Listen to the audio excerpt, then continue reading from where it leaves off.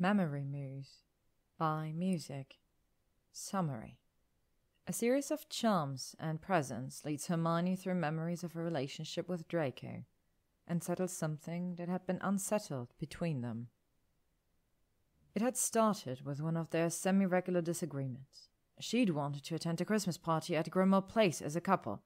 He'd insisted that he wasn't ready to go public with their relationship. It was a discussion they've had over and over in the months they'd been dating. But this time, the argument had twisted inside her. In the end, they'd shouted at each other, going from disagreement to fight in the space of an inhale, and she'd stormed out. Now, she'd been in this short-term rental for nearly a week, only emerging long enough to pick up food or necessities. When she returned that day from a shop, she'd found a voucher slipped under her door. Hermione stood in the cramped galley kitchen, eating a pork and apple sausage roll straight out of the package, and examined the voucher. 1 free drink from a cafe in Memory Muse. Good for 1 day only, the 19th of December. That day. She considered dumping the voucher in the rubbish, but it wasn't as though she had much else to do. She glanced around, on the off chance there might possibly be another Hermione in the cafe, then stepped up cautiously. "Here?" she said to the barista. He dusted his hands on his brown apron. "Your voucher, please." She eyed him warily before putting the voucher on the counter. He smiled broadly and pushed a tall paper cup to her, the lid on the counter next to it. Hermione stared at the design poured into the foam. A lion's face, powdered cocoa, forming the main. She held her breath as a memory struck her. They'd gone to a cafe in Venice, tucked into a narrow alley of the Grand Canal, stone steps leading from the water straight to the entrance, where a lion's head was carved over the door. The tiny woman serving their coffee greeted them both like long-lost grandchildren, bustling from counter to table with a plate of empty cannoli shells and a pastry bag to fill the cannoli on the spot. At their hotel, they'd lounged on the balcony overlooking the Grand Canal and watched the sunset, then made love in the moonlight streaming into their suite. Hermione took a deep breath, shaking the memory away, and sipped a latte. It was caramel, with a hint of brown sugar, exactly how she liked it. She popped the lid onto the cup and looked up to ask the barista how he'd known, but he was gone. On the counter, sitting atop a note that read, "For you," was a small silver charm shaped like a notebook, detailed down to the pen strap on the side and the elasticated band holding it closed.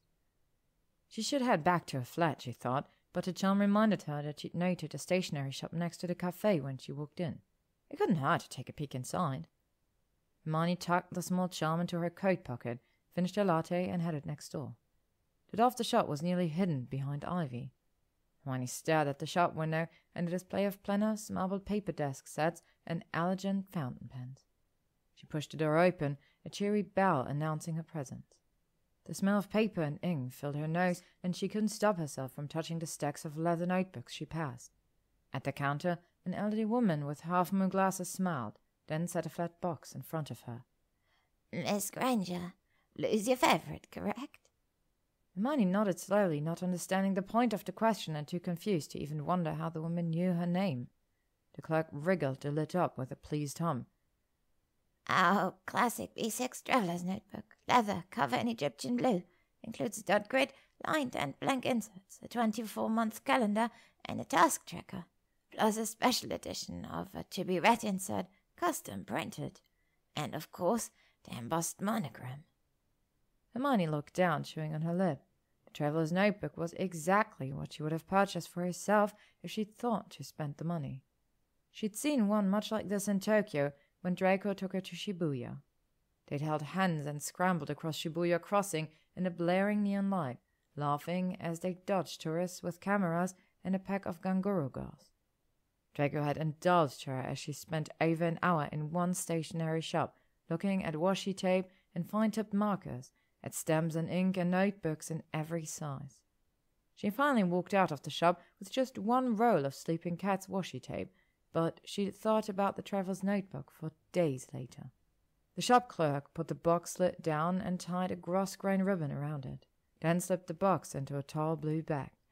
"Happy Christmas, Miss Granger." "Oh, no, thank you," Hermione said. It's beautiful, but I can't take this. It's far too expensive. It's a gift, the clerk replied. paid in full. She handed over another silver charm, a box with an enameled scarlet red ribbon. Next door, she said to Hermione's inquiring look. You should go. You'll love it. I don't. Trust me, the clerk said. You'll understand once you're in. Next door was a small confectionery boutique. Hermione stood in front of a glass case full of row after row of chocolates. Truffles, bars, squares, bonbons, and more. A tall man in a blue Oxford and a white apron walked out of the back room and smiled at her. Hermione, welcome. She nodded in greeting, never taking her eyes off the case. The free coffee had been one thing, the free traveller's notebook something entirely different.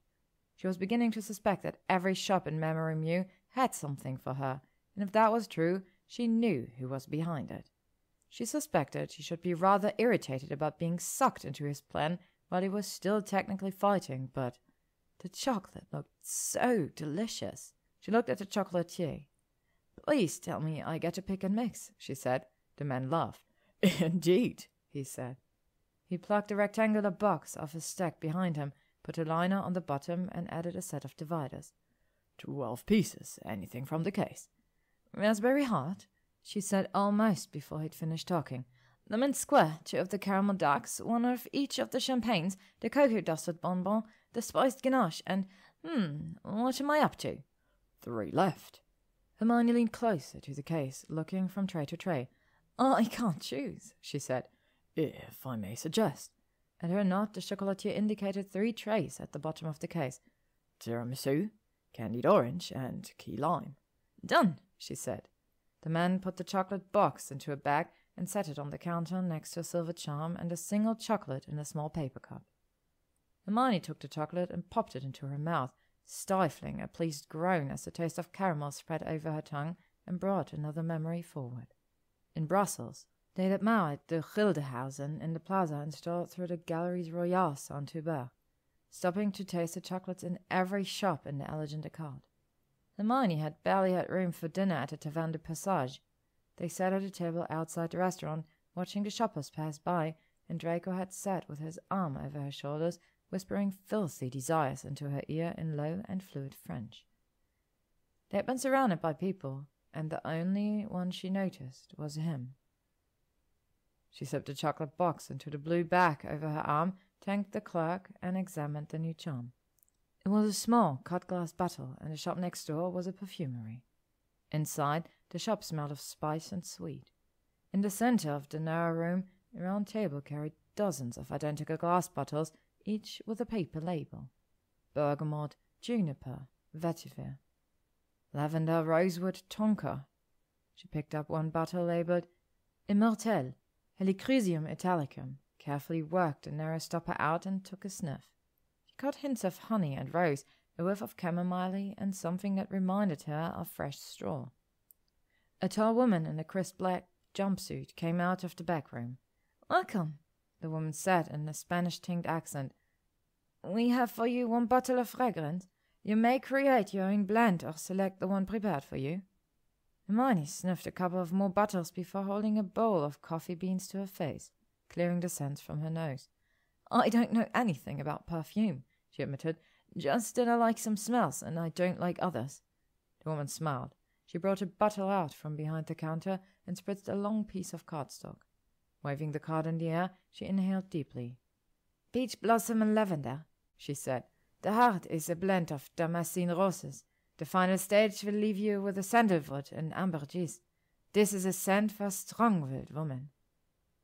Hermione leaned closer, not expecting much, then grabbed the woman's wrist and took a longer breath. "Oh my God," she said. "It's amazing. It smells like—" She blinked back tears. "It smells like the weekend we spent in Bulgaria. Went to the Valley of Roses." They'd taken a private tour, their guide driving them through the valley well before dawn up to a vast field of roses outside an old distillery. They picked roses with the dew still on the petals and learned how to press the flowers to extract the oil. As the sun dropped that evening, they'd enjoyed a bottle of wine from an ancient winery, the smell of lavender surrounding them. The woman nestled the bottle into a box filled with strips of tissue paper, closed the lid, and set another charm on top of it. Hermione added the box to her blue bag and examined the charm. Little silver teacup, the rim picked out in the thinnest strip of gold. "Next door," she said, looking at the perfumier. The woman nodded. "Feliz Navidad, Senorita Granger." The tea shop had her smiling before she'd even approached the counter, and the young man behind it. "Let me guess," she said. "Like tea with a hint of fruit flavor?" The clerk grinned. "Apricot and peach," he said. "Ceylon, loose leaf."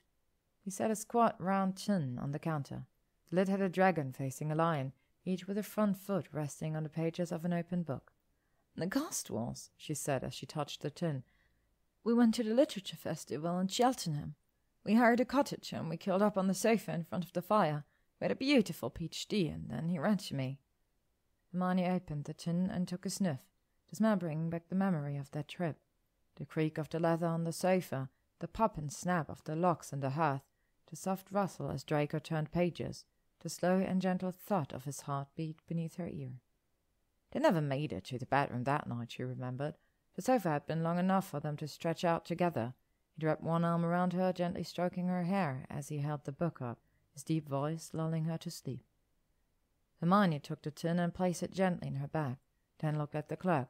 She expected him to hand her another silver charm, but this time she was giving a miniature clock on a red ribbon, the face no bigger than her pinky nail. She curled her fingers around the clock and gasped as the air around her squeezed. She landed on Westminster Bridge, facing Big Ben. Snowflakes danced gently in the light of the tall street lamps. Hermione looked around, scanning the faces of the people hurrying past. There was no shop or vendor to give her another charm, and no one seemed to be interested in approaching her. She furrowed her brows, turning east to look at the London Eye and County Hall. It was the same spot, she realized. The previous New Year's Eve, Draco and she had stood in that spot to watch the fireworks. He held her against his chest, his hand on her stomach, and rested his chin in her hair, a small charm around them both, keeping them from being jostled by the tightly packed crowd. At midnight, she turned to kiss him, and he'd whispered for the first time that he loved her. In the midst of hundreds of people, it had felt as if they were the only two souls in a quiet and private space. Private, she thought suddenly. No one looking at them, no one questioning them, no one intruding. Just him and her, and the way they fit together.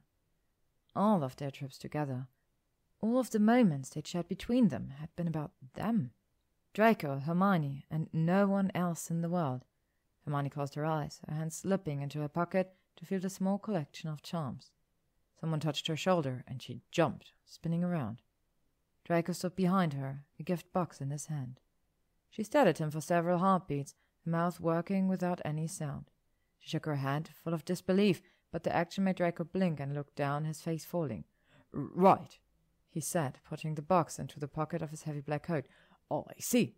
Give me a couple of days to pack, and you can have the flat if you want." She dropped her blue shopping bag and threw herself at him, almost knocking him into the green balustrade. "You idiot!" Draco caught her up, both arms wrapped tight around her. He sat down at her face, his eyes full of weariness. "Is that Draco, you idiot? Why did you bother with all this? Or, Draco, you idiot, none of this makes any sense. Or maybe, Draco, you idiot, all those memories hurt. Or, no," she said, sliding her arm around his neck. "None of it, none of that at all. Every last one of those gifts reminds me of some of the most wonderful times I've had in my life, because every last memory was something I did with you." "Then why am I an idiot?" She smoothed his brows with her thumb, watching his eyes. "I was calling myself an idiot," she said, "because I realized something. I thought you were keeping our relationship secret, but that wasn't it. That's never been it. You wanted to keep our relationship private, without everyone watching us or questioning us or waiting for us to fail." He pressed his lips together and nodded. "I didn't realize you thought I was trying to hide things between us. I love you, Hermione. I'm not ashamed of you. He sighed. "I only wanted time for us to be sure we were going to work before we let everyone else stick their noses in it." "I understand. Now." She brushed a few snowflakes out of his hair and went up on her toes to kiss him. "And if you still need time, if you're not ready, I understand that too." He smiled against her mouth before lifting his head, a pink flush across his cheeks that had nothing to do with the cold. "Well," he said slowly, "that He laughed under his breath. Now you tell me. He released her and stepped back, gesturing her to turn around. In the golden light of a street lamp, a group of their friends from Hannah Abbott to Blaise Zabini stood clustered together. Hermione stared, mouth open, at their broad grins and wide, excited expressions. Pansy stuck 2 fingers in her mouth and wolf whistled. Bill nudged Fleur and pointed, eyes widening. As one, the entire group went silent. Hermione turned. Draco looked up at her from one knee, his hand in the pocket of his coat. Hermione, Yes, I will, I accept. He laughed and drew out the gift box he tucked away earlier. Don't you want to hear my speech? I worked on it for ages. She bent over him, both hands on his cheeks, and kissed him until a roar went up from their friends. As long as that speech includes the words, "Will you marry me?" I don't need to hear it, she whispered, because I'm not changing my answer. Actually, it included the words, "Please marry me," but close enough. He stood, popping the box open. Hermione pulled off her left glove, and Draco took her hand, sliding the dark ruby ring onto her finger. I love you, he said, and I'm absolutely ready for every damn witch and wizard in England to know about it.